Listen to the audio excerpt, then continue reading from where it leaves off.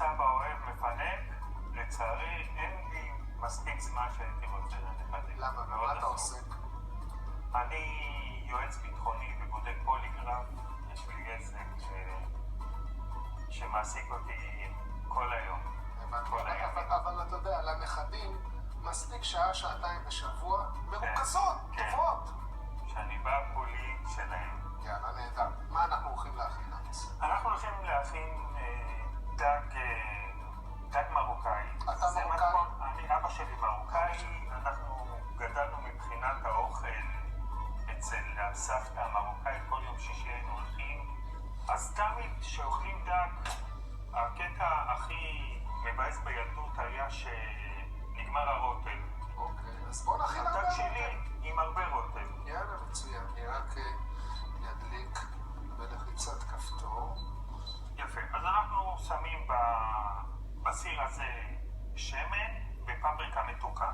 אני רוצה מתכון בדיוק, כן. בדיוק כמו שאמא וסבתא בדיוק, אפילו עוד טיפה שמן. כן, בשמחה. זהו, דגים אוהבים שמן.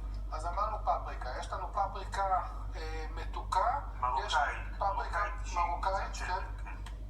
תרביץ לו הרבה. אנחנו שמים ככה. עוד.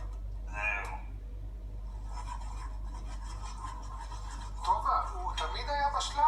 או רק אחרי שנפרדתם הוא פתאום התחיל לבשל? בשנים האחרונות נכנס לתחום הזה, והוא עושה דברים מדהימים. יש לו הרבה סבלנות ותעוזה. עכשיו אנחנו מוסיפים לזה את העגבניות. זה עגבניות מרוסקות. כן. בפומפיה. בפומפיה. כן. לפעמים שאני מתעצל, לוקח את כל זה ביחד ועושה את זה בפוד פרוססור.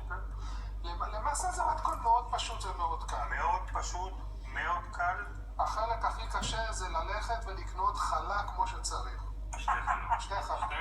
כי כל כך הרבה רוטב, וכולם אוהבים את הרוטב הזה בצורה בלתי רגילה. יפה. עכשיו אנחנו יכולים לקחת את שיני שום, שנחצוך את זה טיפה. נהדר. נוסיף לו. לא, אני אגיד לך, תראה איזה יופי, הקרש חיתוך, אתה לא צריך להוציא אותו. הוא מתקרב אליי. אוקיי. הוא אחרי זה יחזור אליך. הוא מתקרב אליי. זה בבית לוקח את הקרש. אז התחלנו. עכשיו עוד הפעם נכנסתי להוצאות, עכשיו אני ארצה גם כזה בבית.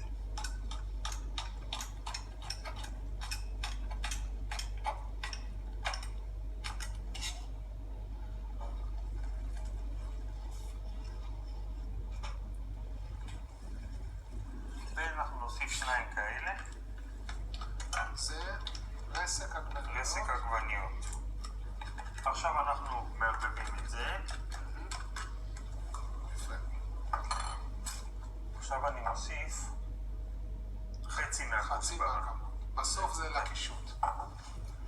זה גם טעם אחר של הכוסברה שהיא מבושלת, והכוסברה הרעננה ששמים למעלה, זה נושא את כל השעונים. יפה מאוד. אני מבסוט ממך. תודה. מלח פלפל כמובן. ואנחנו עם הרוטב די בסדר. כן. צריך ככה להתבשל לאט לאט. צריך להתבשל איזה 40 דקות. נוסיף לו עכשיו פלפל שחור קצת. אנחנו שמים מלח רגיל, כי אצל סבתא לא היה מלח אטלנטי, לא היה מלח גס, לא היה מלח שחור. בדיוק, ככה. גם לא היה לה מלחייה לסבתא לעולם. תמיד ביד. ויש לי עוד טיפ נהדר שאני מכין רוטבים כאלה. אני אסביר לך. במקום להתאמץ, התאמצו בשבילי. אני מוסיף כף של סחוק. כן, מלא טעמים, חריף כמו שצריך, חוסך לי כאן נהדר. חופשי, כן. גם ככה מלווים את זה עם חלה. אז אפשר להגיד בדור. חופשי, תהיה חריף אש. יש? יאללה, קדימה, אש, אני איתך. אוקיי, עכשיו זה הזמן להביא את הדגים? כן.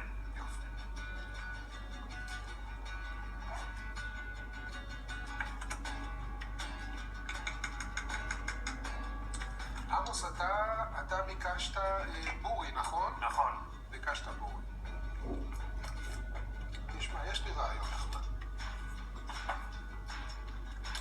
אתה בדרך כלל מכין את החריימה או תבשיל דג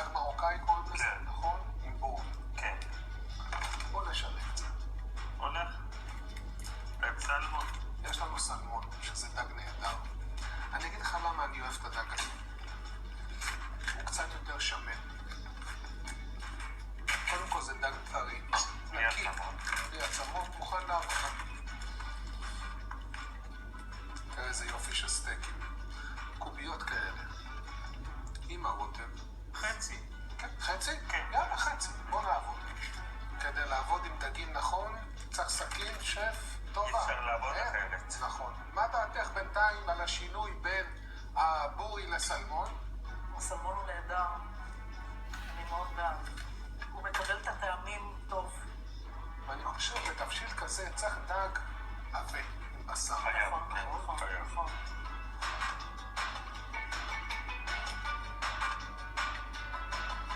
כבר זה נראה. כן, אש קטנה, רק אנחנו צריכים לתת לזה טיפה... כן, כן, זה יסתדר, תאמין לי.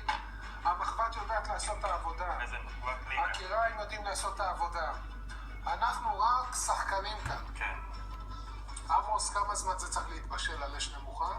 זה ב-20-30 דקות. 20-30 דקות. כל המתכונים מחכים לכם באפליקציית המתכונים של ערוץ האוכל. ואם גם לכם יש מתכון נהדר של סבתא, שלחו אותו אלינו ואולי תזכו בפרס. מתנה להכין מנת שף בבית.